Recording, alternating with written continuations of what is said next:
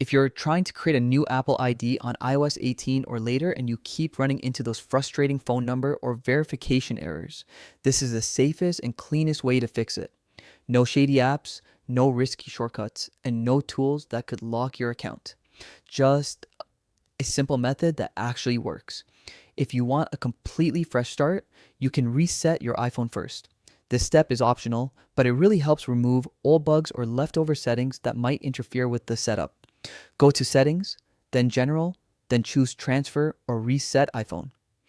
Tap Erase all content and settings. Just make sure to back up anything important because this will wipe everything from the device.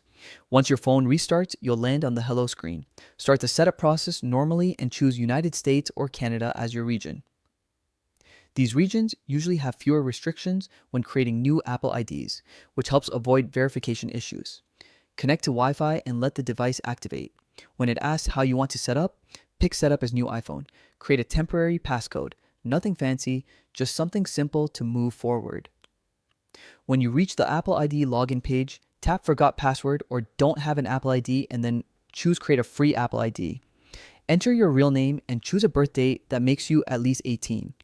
When it asks for an email, tap Don't Have an Email and select Get an iCloud email address.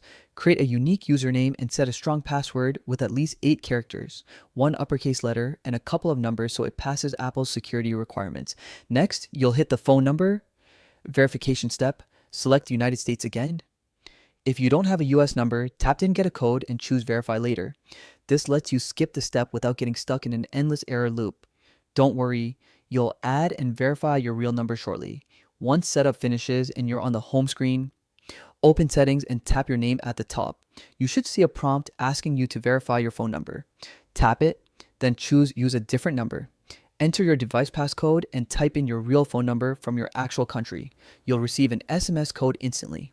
Enter it, and your Apple ID will now be officially verified with your real number without any region issues. To finish cleaning things up, go back to Settings, tap your name, then open Sign In and Security. Go to two-factor authentication and check for the placeholder US number you used during setup. If it's still there, remove it so only your real number stays linked to your Apple ID. And that's it. This method fixes the verification and OTP problems safely. Always use a phone number you actually have access to and avoid third-party apps or random tools. They usually cause more issues than they solve and can even lock your Apple ID. This method keeps everything secure, clean, and fully under your control.